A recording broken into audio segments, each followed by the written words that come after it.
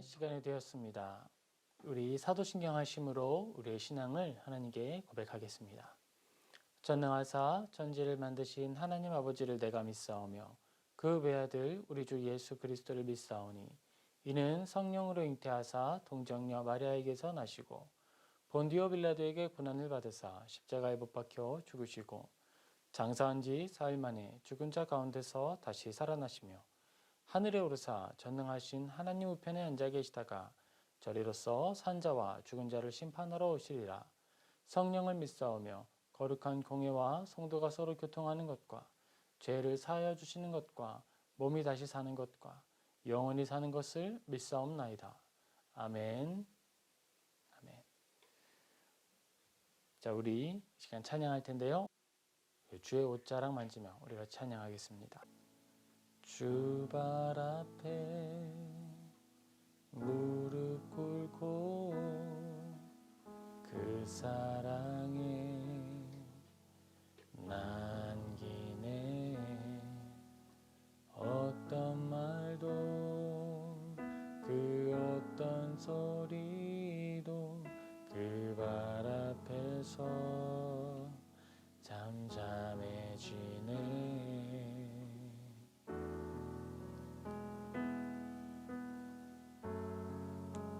주 나의 사랑 그 발 앞에 앉아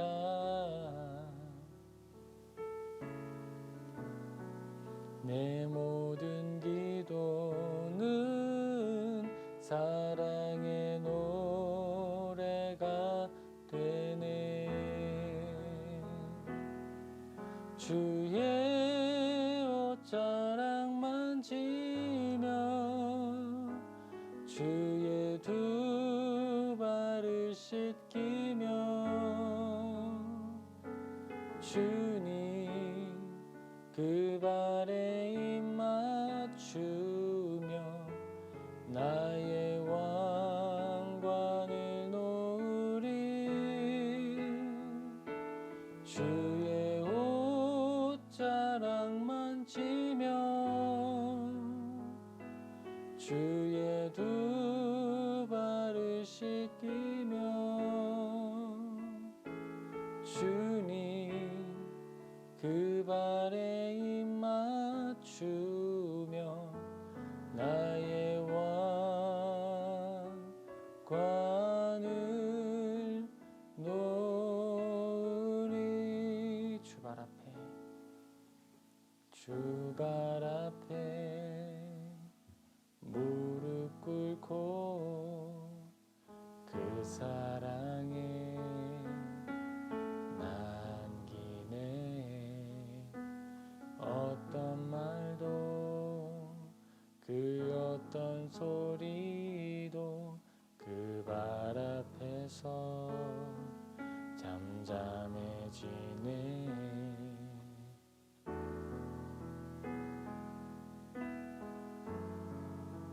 주 나의 사랑 그 발 앞에 앉아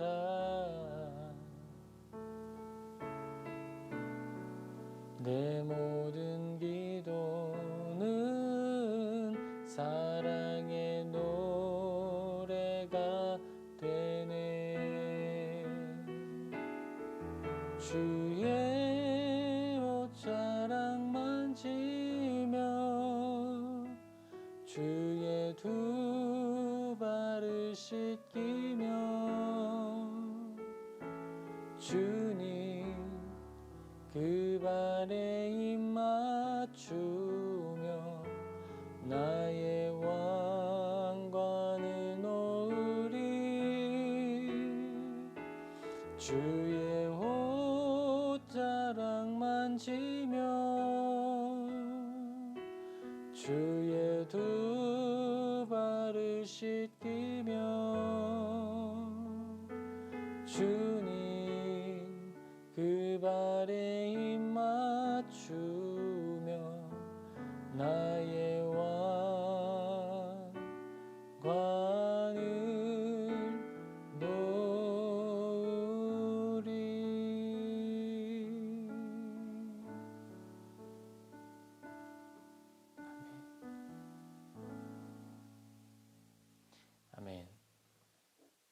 시간 같이 하나님께 기도하겠습니다. 전능하신 하나님, 우리가 이 시간 하나님 앞에 나와 예배하게 하여 주시니 감사를 드립니다. 우리에게 베풀어 주신 이 예배의 자리가 하나님을 만나는 자리가 되게 하여 주시옵소서. 우리가 하나님 앞에 나아갈 때 정말 준비되지 않은 자 같이 나아가지 않을 수 있도록 주님 우리를 지켜주옵소서. 무엇보다도 거룩하신 하나님, 우리를 지키고 보존하사 주님의 선한 양심을 회복시켜 주시고 우리의 죄를 씻겨주사 하나님 앞에 나아가기에 합당한 그리스도인이 되게 하여 주시옵소서. 아버지 하나님, 우리에게 베풀어 주신 예배를 하나님께 감사하며 우리가 주님께 부름받은 자가 되었음을 또 감사를 드립니다. 아버지 하나님, 이제 우리가 각 가정을 위해서도 주님 앞에 기도하며 각 교회를 위하여서도 기도합니다. 아버지 하나님, 우리의 각 가정 위에 주님의 거룩한 교회를 세워주시고 건물이 아닌 사람을 교회라 부르신 하나님께서 우리 모두가 주님 앞에 아름다운 성전으로 지어질 수 있도록 도와주시옵소서. 각 가정마다 시간을 구별하고 장소를 구별하고 마음을 구별하여서 온 가족이 함께 모여 예배할 수 있도록 도와주시옵소서. 아버지 하나님, 우리가 예배를 가벼이 여기지 않을 수 있도록 우리 마음을 지켜주시고 각 가정 가운데에 우선순위가 분명히 세워질 수 있도록 도와주시옵소서. 예배가 우리의 삶의 변두리가 아니라 중심에 서게 도와주시옵소서. 세상을 살면서 우리의 필요한 것을 채우기 위하여 많은 수고를 하고 있습니다. 그러나 예배를 하면서는 얼마나 우리가 그 수고를 하고 있는지 생각해 보게 됩니다. 아버지 하나님, 우리가 우리의 생계를 위하여서 수고하는 것만큼 아니 그보다 더 하나님의 예배를 생각하고 그 예배를 위하여 준비할 수 있도록 은혜를 베풀어 주시옵소서. 예배와 생활이 구별되지 않는 이 시간이 우리에게는 유익함이 됩니다. 먼저는 하나님을 매 순간 생각하게 된다는 데 유익함이 있고 또 하나는 우리가 예배 처소에서만 번듯하게 행동하는 것이 아니라 각 가정에서 예배 처소에서 행동하는 모든 것들이 예배가 된다는 것을 뼈저리게 느끼고 있습니다. 아버지 하나님, 이제 우리가 각 처소에서 온전히 예배하게 하시고 변화되게 하시며 예배자로서 성숙하게 하여 주시옵소서. 각 교회가 모이지 못하는 것들로 인해 어려움을 겪습니다. 아버지, 공동체가 훼손되지 않도록 지켜주시고 아름다운 교회가 세워져 갈 수 있도록 은혜를 베풀어 주시옵소서.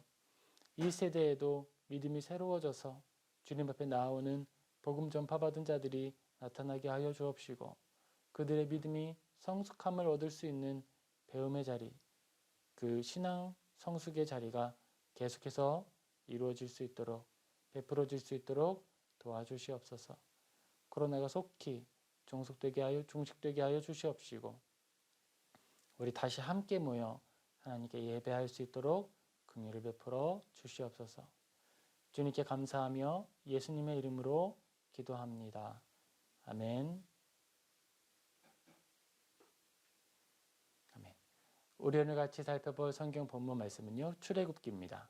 우리 출애굽기 2장 11절에서 14절 같이 살펴보겠습니다. 출애굽기 2장 11절에서 14절 제가 봉독하겠습니다. 모세가 장성한 후에 한 번은 자기 형제들에게 나가서 그들이 고되게 노동하는 것을 보더니 어떤 애굽 사람이 한 히브리 사람 곧 자기 형제를 치는 것을 본지라. 좌우를 살펴 사람이 없음을 보고 그 애굽 사람을 쳐 죽여 모래 속에 감추니라. 이튿날 다시 나가니 두 히브리 사람이 서로 싸우는지라. 그 잘못한 사람에게 이르되 네가 어찌하여 동포를 치느냐 하매 그가 이르되 누가 너를 우리를 다스리는 자와 재판관으로 삼았느냐? 내가 애굽 사람을 죽이는 것처럼 나도 죽이려느냐? 모세가 두려워하여 이르되 일이 탈로 되었도다. 아멘. 우리 오늘은요, 출애굽기를 같이 한번 살펴보겠습니다. 우리가 출애굽기를 살펴보면서 그리고 창세기를 쭉 지나서 이제 출애굽기를 보는 거예요. 그 모든 과정 속에서 몇 가지 질문을 하게 됩니다. 먼저는 창세기의 이야기들 속에서 우리가 얻을 수 있는 교훈은 무엇일까? 그리고 또 하나는 성경은 하나의 책이라고 하던데 창세기에서 출애굽기로 넘어가는 그 과정, 그 변주가 되는 그 과정 속에서 우리는 어떤 은혜를 찾을 수 있을까라는 질문들이죠. 우리가 오늘 살펴볼 이 성경 본문 말씀을 통해서는 바로 그 부분에 대해서 조금 답을 얻을 수 있으면 좋겠습니다.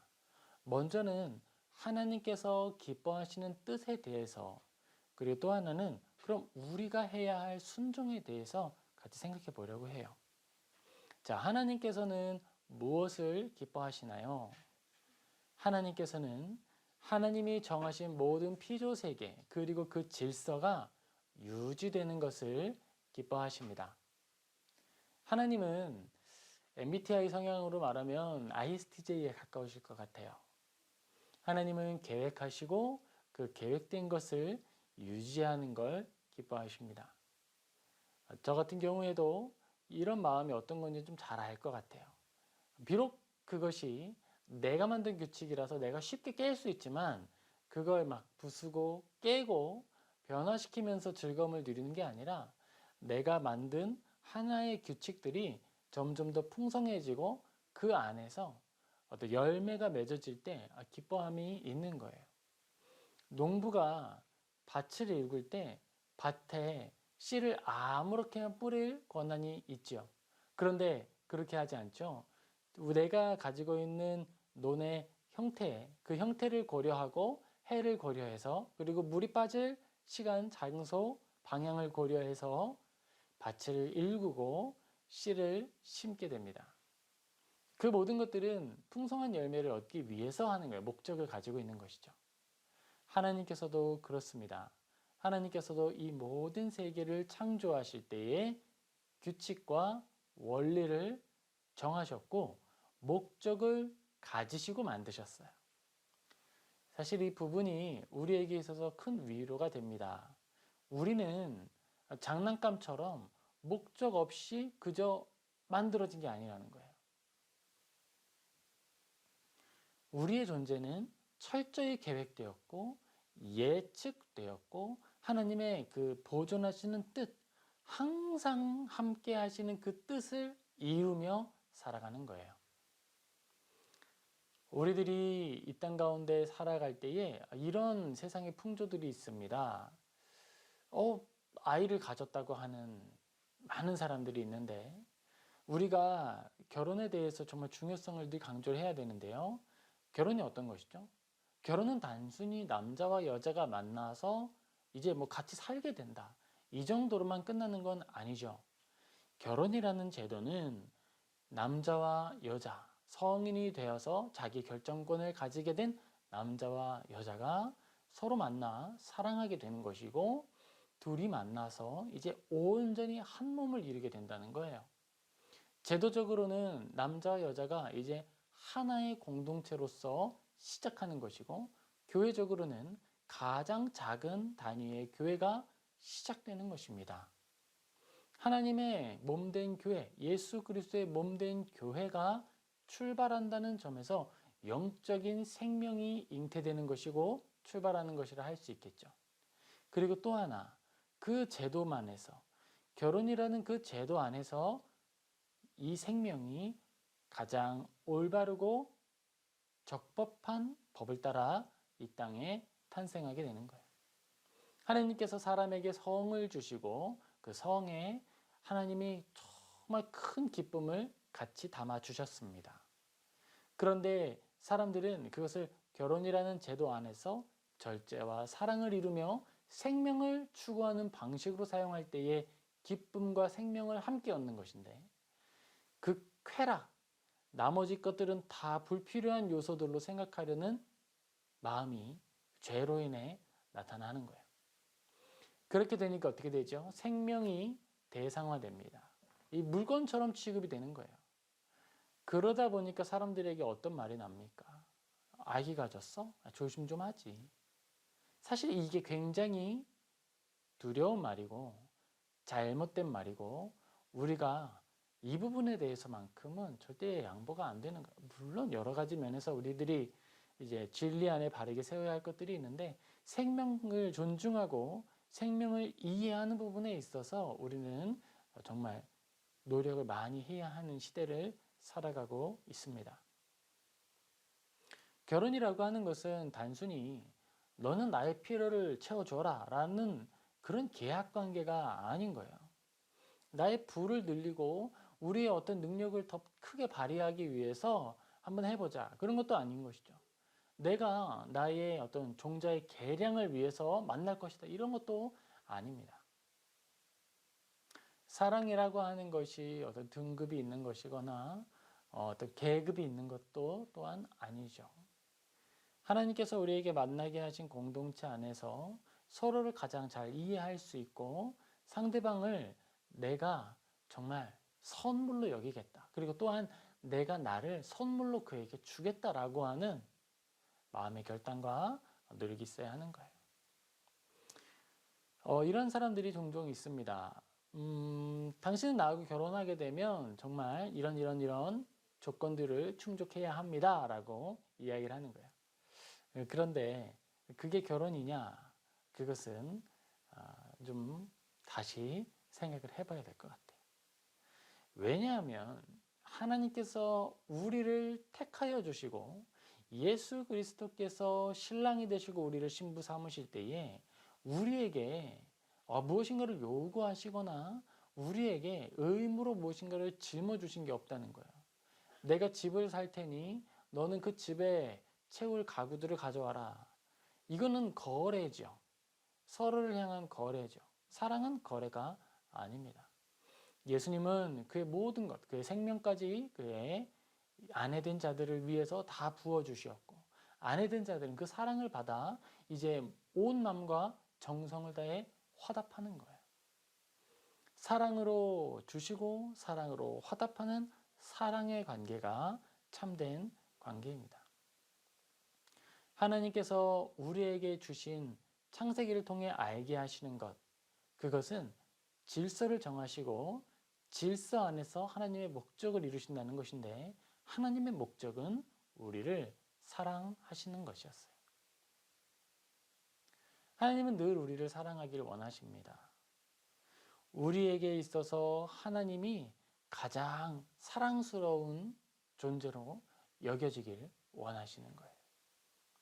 우리가 하나님의 낯을 피해서 덤불 사이에 숨어서 떠나 있을 때에도 하나님은 우리를 찾아오셔서 말을 걸어주시죠.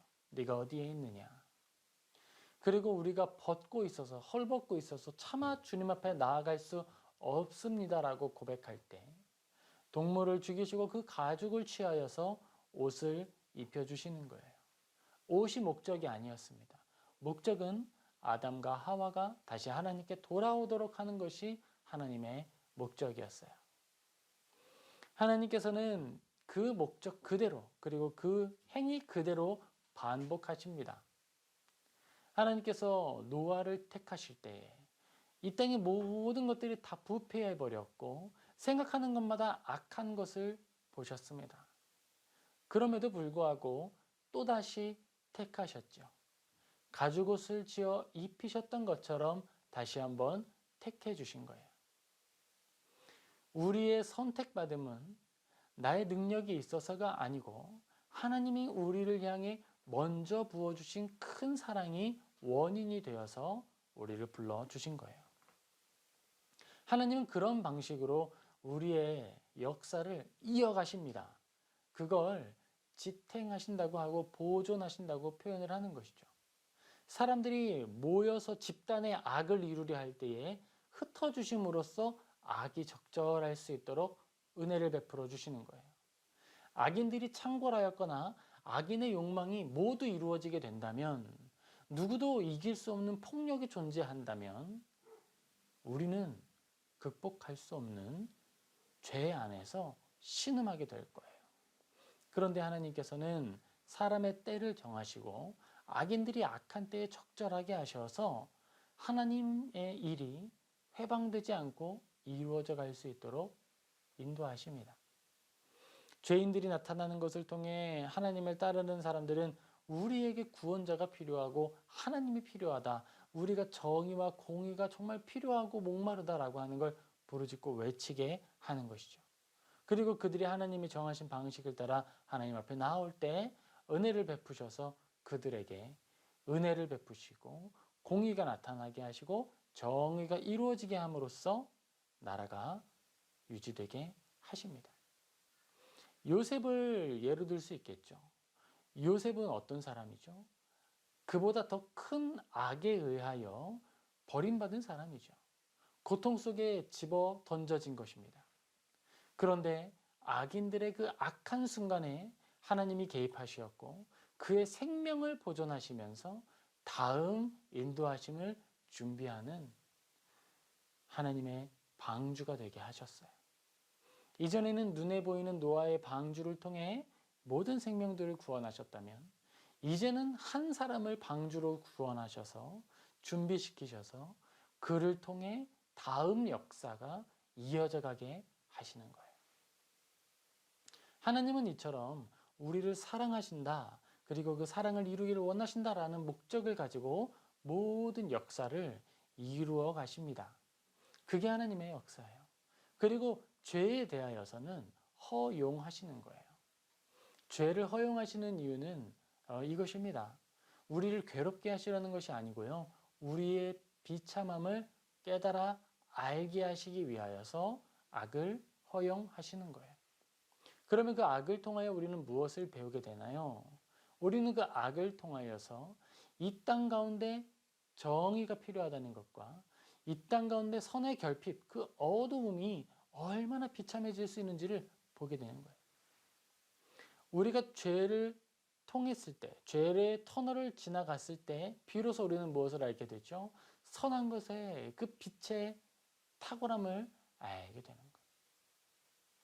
하나님께서 그리시는 큰 구원의 그림에서 어두움이 있어야 밝은 것을 더 밝게 표현할 수 있는 것이죠. 하나님은 그것을 모두 잘라버리실 수 있었지만 은혜의 거푸집으로 사용하시길 또한 기뻐하셨습니다.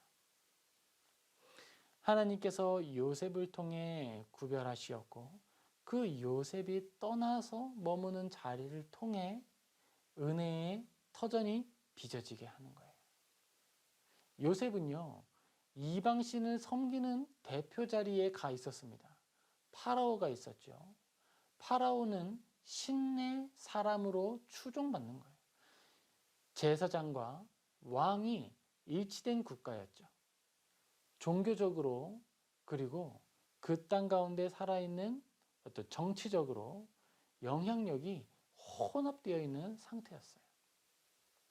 그리고 요셉은 그의 형제들이 찾아왔을 때, 음식을 얻기 위해 찾아왔을 때에도 이렇게 기록이 됩니다.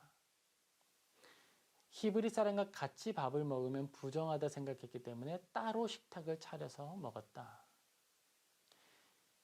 요셉은 그 이집트의 법을 따라서 살았어요. 그러나 하나님의 사람으로 살아갔던 거예요.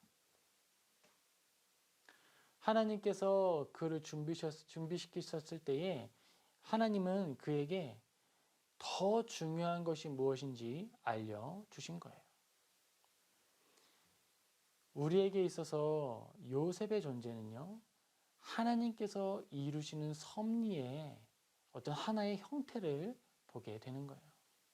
하나님께서는 그의 뜻을 이루기 위하여서 사람과 환경을 사용하신다. 우리가 이렇게 생각할 수 있습니다. 믿지 않는 것은 다 악한 거야.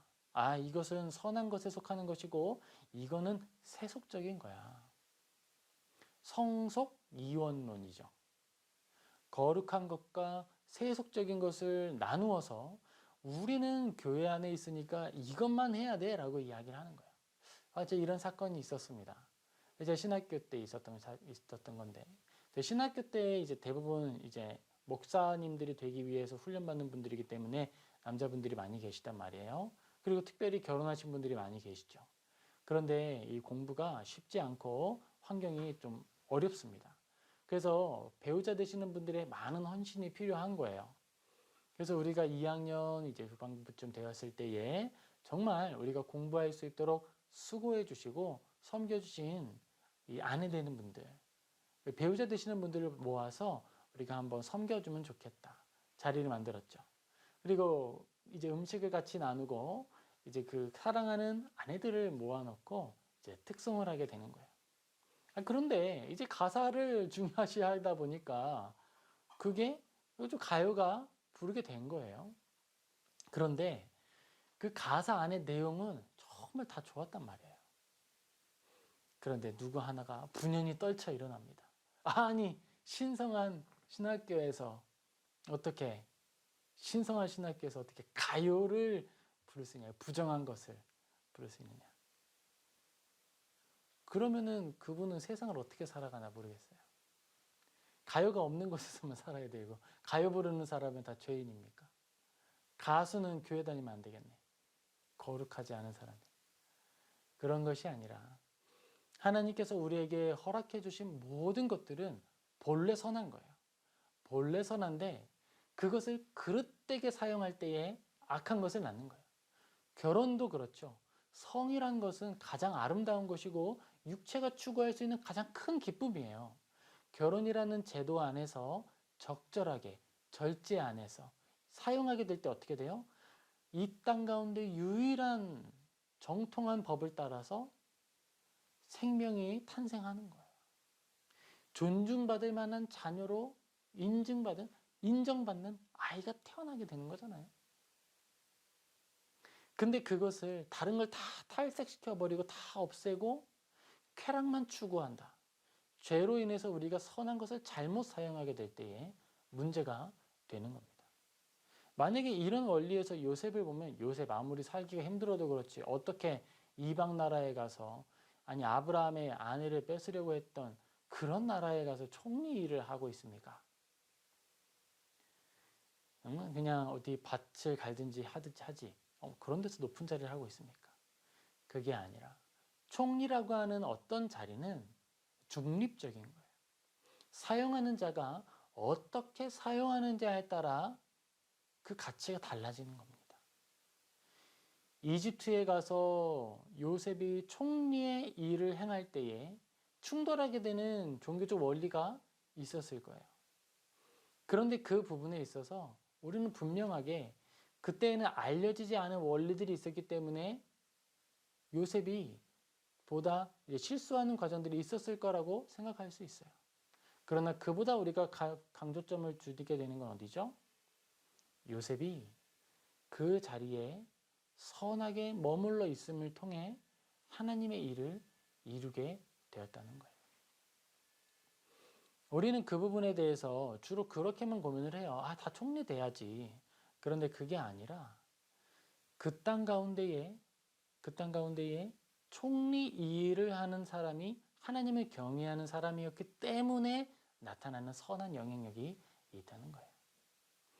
자, 셀이라고 하는 자리가 있습니다. 이스라엘을 생각을 해보는 거예요. 신약시대로 가죠. 셀이라는 자리가 있는데 그럼 셀이는 어떤 곳이죠? 나라를 침략하고 있는 로마의 어떤 중립의 자리에 있는 거잖아요. 히브리인으로서 로마인의 권세를 가지고 그 땅에 세금을 거두어서 전달하는 거예요. 어디로 전달해요? 로마로. 그럼 어떤 사람이에요? 나라를 팔아가는 사람들이죠. 그런데 예수님께서 그 세리의 자리를 그럼 어떻게 우리는 이해하고 받아들여야 되는가? 세리를 막 쫓아내시고 막 벌하지 않으셨어요. 세리가 그 자리에 있는 동안에 하나님이 맡겨주신 사람으로서 영향력을 발휘하는 거예요. 어떻게 하는 것이죠? 거두어들여야 하는 세금 이상의 것을 거두지 않는 거예요. 그 자리가 공석이 된다 그러면 하나님을 생각하지 않는 사람들이 그 자리를 다시 채워가는 거예요. 하나님의 사람들이 그 자리를 채워갈 때에, 하나님을 섬기는 사람들이 그 자리를 채워갈 때에, 하나님의 원리를 따라 그 자리를 섬겨갈 때에 비록 그 자리가 본질상 악한 자리를 하더라도 선하게 사용될 수 있다는 거예요. 물론 그 자리에 머물러 있는 것 자체가 정의와 충돌한다고 하면 절대 머물러서는 안 되겠죠. 독일 나치 치하에서 공권력의 아래에서 그 안에 있는 어떤 공무원으로서 사람을 어떻게 하면 더 효율적으로 죽일 수 있을까를 연구하는 자리라 그러면 당장에 떠나야죠. 그러나 우리가 머물러 있는 자리가 하나님을 선히 섬길 수 있는 자리라는 믿음을 가지고 그렇게 될 수 있도록 역할을 해 나아가는 거예요. 우리가 이 이야기를 좀 길게 살펴본 것은 다 이유가 있습니다. 그것은 오늘 모세가 머물러 있었던 자리 또한 요셉의 총리됐던 자리와 어떤 같은 부류의 자리이기 때문에 그런 거예요. 모세는 그 태어날 때에 어떻게 됐죠? 죽음의 위기에 처했습니다. 자, 그런데 그 원인이 무엇이었죠? 그 원인은요, 요셉을 기억하는 그 이집트의 지도자들이 없어졌다는 거예요. 요셉이 죽고 나자 그 이집트의 왕들은 이제 더 이상 요셉과 히브리 사람들이 어떤 사람들인지를 기억하지 못했던 거예요. 거기에서부터 이야기가 시작됩니다. 하나님을 기억하던 사람들이 없어졌어요. 하나님을 기억하던 사람들이 남아있을 때에는 이집트는 주변에 있는 나라에 기근이 들었을 때 음식을 공급하는 나라가 되었어요. 그런데 하나님을 기억하지 못하게 되었을 때에는 그 땅 가운데 외국인으로, 나그네로 같이 정착해 살고 있는 사람들을 종처럼 여기는 일이 나타나게 되고 그들을 지배하기 위해서 남자, 아이들을 죽이는 일을 벌이게 됩니다. 자, 그 중에서 모세는 구함을 얻었죠. 왕의 누이, 바로의 딸이 모세를 구해서 이제 가까이 가게 된 거예요. 모세는 알고 있었습니다. 아, 내가 하나님께 택함을 받았다. 내가 권세를 가지고 우리 사람들, 나의 동족들을 섬길 수 있는 사람으로 부름을 받았다라고 생각을 한 거예요. 그리고 나서 행동을 시작합니다. 모세가 장성한 후에 한 번은 자기 형제들에게 나가서 그들이 고되게 노동하는 것을 보더니 어떤 애굽 사람이 한 히브리 사람 곧 자기 형제 치는 것을 본지라. 자기에게 사명이 있다는 것을 모세는 알고 있었어요. 어떤 사명이었죠? 지금 이집트에 잡혀있는 히브리 사람들을 구해야 한다. 그를 구해야만 하는 사람이 나다라고 하는 자기 인식을 가지고 있었습니다. 그런데 모세에게 없었던 것이 있었어요. 그게 뭐예요? 하나님을 아는 지식이 없었고 하나님이 어떤 원리와 원칙으로 일하기를 기뻐하시는지를 알지 못하는 거예요. 12절입니다. 좌우를 살펴 사람이 없음을 보고 그 애굽 사람을 쳐 죽여 모래 속에 감추니라. 사람을 죽이는 거예요. 좌우를 살펴 사람이 없음을 보고 애굽 사람을 쳐 죽여 모래 속에 감추니라. 자, 행동의 결과는 살인이었습니다. 행동의 동기는 무엇이었죠? 고통받고 있는 그의 형제를 구하려고 하는 것이었어요. 목적은 좋죠. 목적은 좋았는데 과정이 잘못됐어요. 바로 이것입니다. 요셉에게 있어서 요셉의 최종적인 어떤 정치적인 위치는 어디였어요? 총리였죠. 그런데 요셉이 총리가 되기 위해서 살인을 하거나 총리가 되기 위해서 불의한 일들을 행했습니까? 그렇지 않았죠. 요셉은 믿음 안에서 하나님의 섭리, 하나님의 기뻐하시는 법을 그대로 따랐어요. 그가 종으로 팔려갔을 때 종으로서 순종하고 충성하고 선한 정의를 행하기를 기뻐했습니다. 그가 하나님을 섬기는 사람이었기 때문에 이게 언제나 그가 선한 행동을 하는 동기였어요. 내가 하나님을 섬기는 사람입니다라고 하는 자기 고백과 어떤 내적인 확신이 그를 선한 행동을 하도록 이끌어갔다는 거예요. 어떻게? 자기에게 손해가 오더라도 결국 선한 일을 하도록 하는 동기를 부여했습니다. 무엇이요? 하나님을 섬기는 자라고 하는 확신이요. 그런데 모세에게는 그것이 없어요. 내가 하나님께 부름받았고 특별한 자리에 있다라고 하는 자기인식은 있었지만 어떻게 그런 그 일들을 행해야 할지에 대한 원리들은 알지를 못했어요. 요셉은 가장 선한 행동을 하는 것을 통해 계속된 배신과 계속된 공격, 험난한 길들을 겪어야만 했지만 결국 하나님이 사용하셔서 총리가 되게 하셨습니다. 그가 다른 나라에서 다른 종교를 섬기는 자리에서 하나님을 알지 못하는 자들 사이에서 하나님을 기억하는 자가 되게 했고 정의를 실행하는 자가 되게 했고 돕는 자가 될 수 있도록 생명을 지켜주는 자가 될 수 있도록 역할을 맡겨주신 거예요. 그런데 모세는 자기에게 주어진 사명의 엄중함을 생각하고 방법의 선함은 생각하지 못했습니다. 13절 이튿날 다시 나가니 두 히브리 사람이 서로 싸우는지라 그 잘못한 사람에게 이르되 네가 어찌하여 동포를 치느냐 하매 이제 또 간 거죠. 그는 선한 의도를 가지고 찾아갔습니다.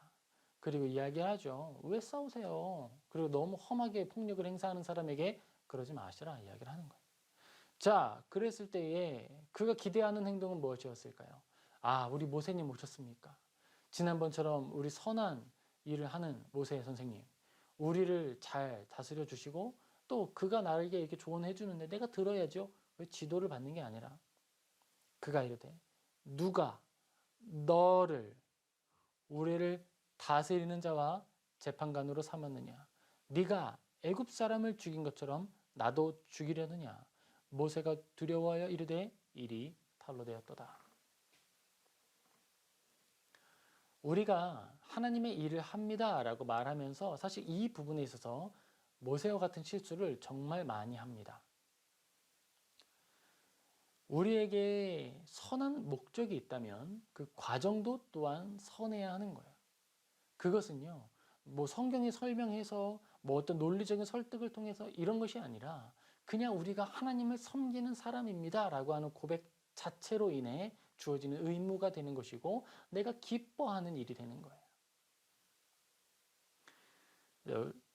어떤 사람들이 이런 고백을 하는 걸 들었습니다. 교육자 중에 한 명이었는데요. 제가 이제 존경하는 좋은 다른 교육자분이 저에게 알려준 거예요. 그분이 이제 교회를 섬기고 있었습니다. 그런데 이제 다른 분이 소문을 듣고 찾아온 거예요. 이야기를 나눕니다.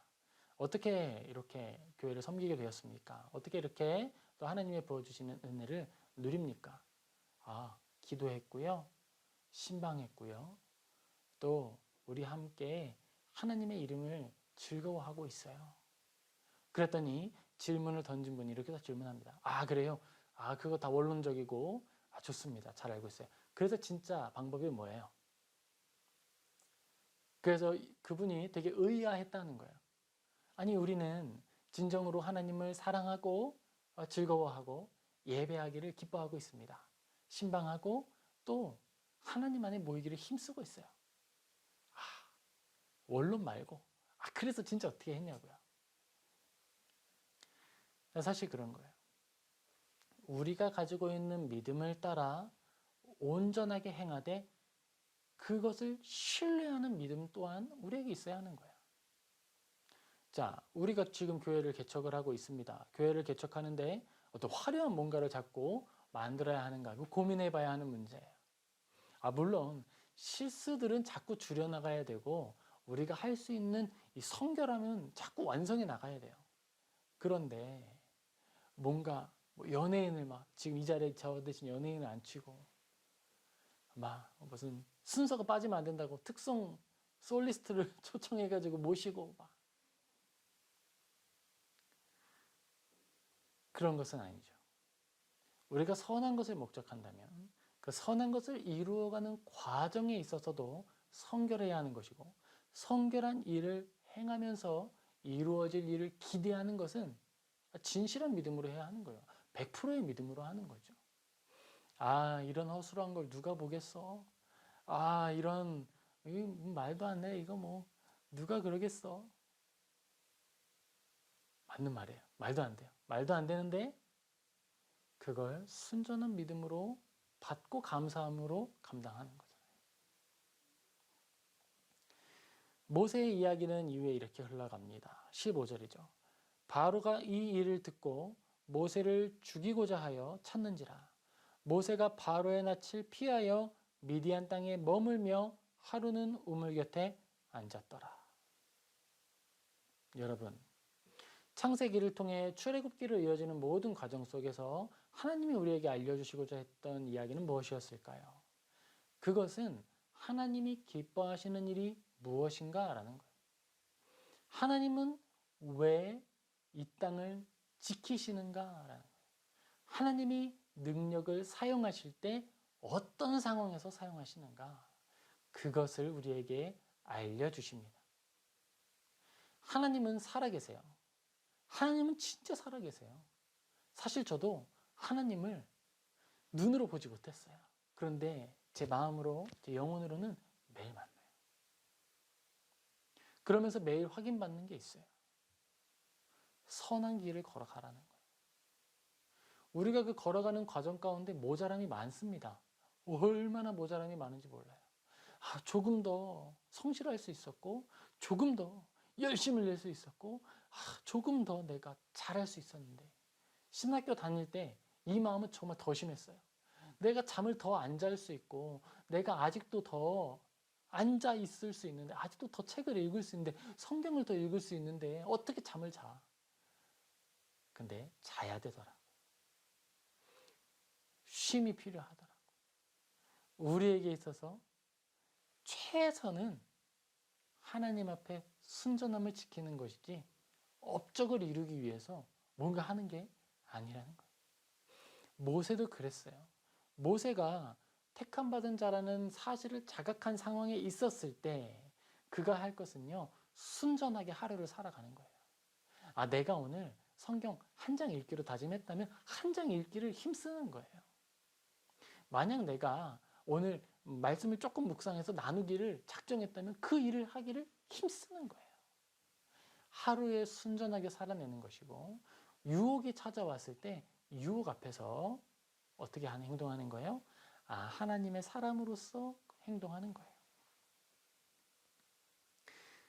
요셉이 총리가 된 비결이 있고 하나님께 쓰임받은 비결이 있다면 그것은 하루하루 순종했고 하루에 충성했기 때문이었습니다. 하지만 그 충성은 종으로서의 충성이에요. 종으로 사는데 종이 공부할 필요 있어요? 없죠. 종이 막 안절부절하면서 내가 뭘 해야 되지 찾아다닐 필요 있어요? 없죠. 주인이 명령하지 않으면 머물러 있는 거예요. 우리도 그와 같습니다. 모세도 그와 같아요. 아직 하나님이 부르지 않으셨잖아요. 아직 하나님께서 모세를 그 자리에 보내시긴 하셨지만 찾지 않으셨습니다. 그럼 어떻게 했을까요? 가장 모범적인 왕자의 한 명으로서 살아갔어야죠. 그리고 히브리인과 이집트 사람의 충돌이 있을 때 살인의 방법, 불법의 방법, 하나님을 떠나 하나님을 괴롭게 하는, 하나님을 가슴 아프게 하는 방법을 통해 무엇인가를 하려고 하는 것이 아니라 차라리 스테이하고 있었는 가만히 있는 것이 더 나았던 거예요. 기다림. 그리스도인의 행동의 원리는 가장 많은 경우에 기다림입니다. 왜냐하면 우리가 할 것은 순종이잖아요. 순종할 것을 알려주지 않은 상태에서 뭘 하는 거예요? 가만히 있는 게 순종하는 거예요. 가만히 머물러 건전한 휴식을 누리는 것도 하나님께 순종하는 겁니다. 우리 시대를 살아가는, 지금 이 시대를 살아가는 우리들은요, 이 모세처럼 되기가 더욱 쉽습니다. 왜냐하면 뭔가 뛰어가지 않으면, 행동하지 않으면 뒤처지는 것 같고 무엇인가 잘못된 것 같은 마음을 가지게 되기 때문이에요. 뭐 개인이 악해서가 아니라 사회가 그렇게 우리를 몰아붙입니다.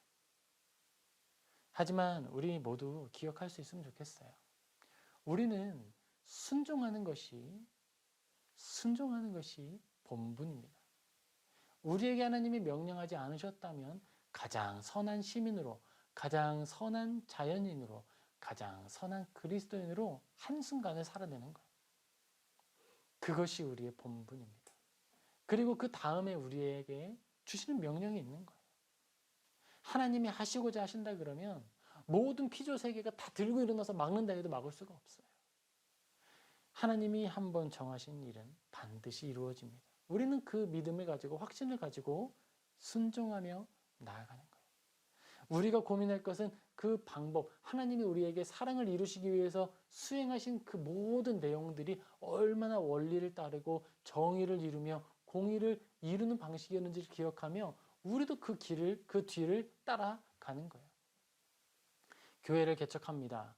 교회를 개척하니까 부흥을 꿈꿔야겠죠. 부흥을 해야 되겠는데, 뭔가 만들어야 되겠는데, 더 나은 걸 해야 되겠는데, 중요합니다. 향상심이 있는 건 중요한 거예요. 왜냐하면 그게 없으면 나태해지잖아요. 하지만 조급해하지는 않는 거예요. 오히려 그런 거예요. 그럼 지금 이 순간에 가장 순전하고 바르고 정의롭게 할 수 있는 일이 뭘까? 내가 순종할 수 있는 일이 뭘까? 그 일을 고민하고 기도하고 묻는 것이죠. 이제 말씀을 정리하겠습니다. 우리가 모세의 모습을 보았어요. 그리고 요셉도 살펴보았습니다. 중요한 것은 우리가 어떻게 오늘을 살아가느냐 하느라는 그것이에요. 우리 모두가 다른 것에 집중하지 않고 화려한 것에 집중하기보다 먼저 나의 오늘, 나의 하루, 그리고 내가 하나님 앞에 건강하고 즐겁게, 시키는 게 없으면 종은 뭐예요? 쉬는 거예요. 그렇게 종처럼 평안하고 기쁘고 감사한 삶을 살아가는 저와 여러분 되기를 주님의 이름으로 축복합니다. 아멘. 우리 같이 기도하겠습니다. 사랑과 은혜가 충만하신 아버지 하나님, 우리가 이 시간 하나님께 감사를 드립니다. 아버지 하나님, 우리가 요셉의 모습을 많이 봅니다. 그래서 총리가 되어야 되겠다는 도전도 많이 받았습니다. 그런데 우리가 자칫 높은 자리만 탐하다가 모세처럼 살인의 죄를 짓지는 않을까 염려합니다. 아버지, 또는 우리가 과도한 욕심과 노력으로 탈진해버려 주님을 온전히 섬기지 못할까 또 염려합니다. 아버지 하나님, 우리 안에 선한 마음을 주시고 능력 주시고 위로하여 주시고 우리를 멈추게 하여 주셔서 주님의 명령에 먼저 순종할 수 있도록 귀를 열어 기다리고, 또 하나님께서 우리에게 큰 목적을 알게 하여 주셨을 때는 가장 순전하고 바르고 정직한 길을 걸어 그 일을 완수하는 충성된 종들이 되게 하여 주시옵소서. 주님께 우리의 삶을 맡기고 인도하실 그 손길에 감사드리며 예수님의 이름으로 기도합니다. 아멘. 아멘.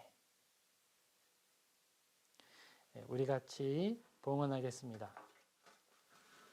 우리 봉헌할 때에는 찬송가 213장 3절, 4절, 5절 우리 같이 찬양하겠습니다.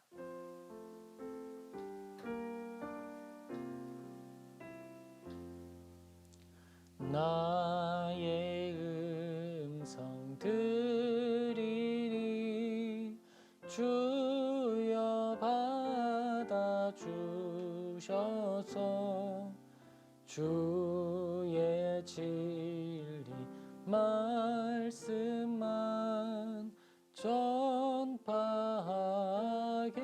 하소서. 나의 보화 드리니 주여 받아주셔서 하늘 나라 위하여 주 뜻대로 쓰소서. 나의 시간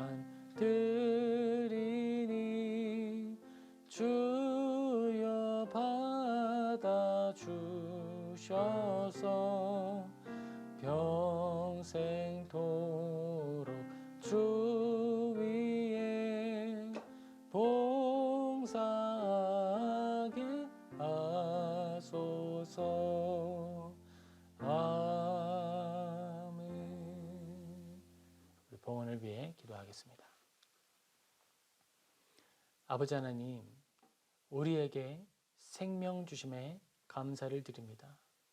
우리에게 재능을 주심에 감사를 드립니다. 우리에게 일용할 양식과 함께 재물을 주심에, 재정을 허락하여 주심에 감사를 드립니다. 아버지 하나님, 나의 이 모든 생명과 은사, 나의 재정이 모두 주님의 것임을 고백합니다.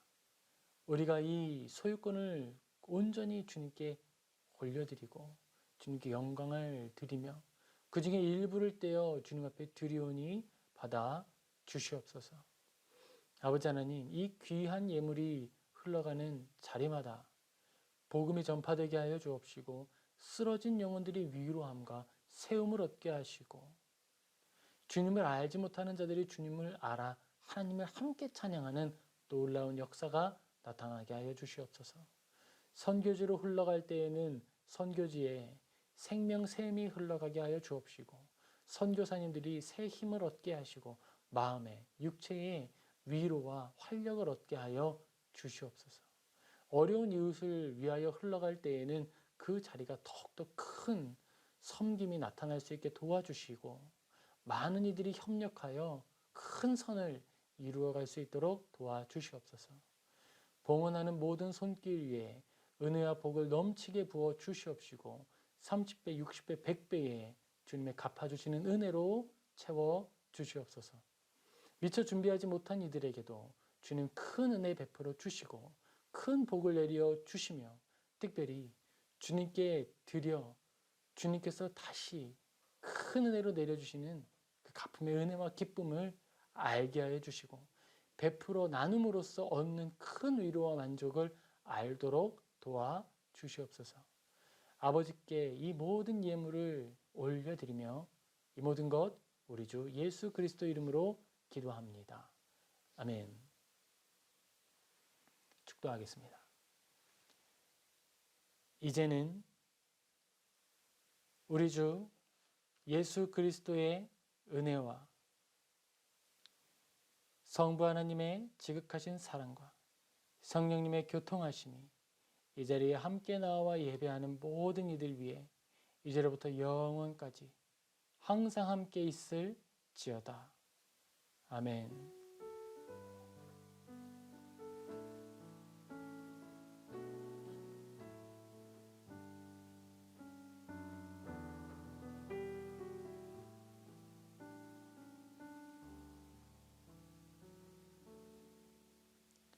이것으로 예배를 마치겠습니다.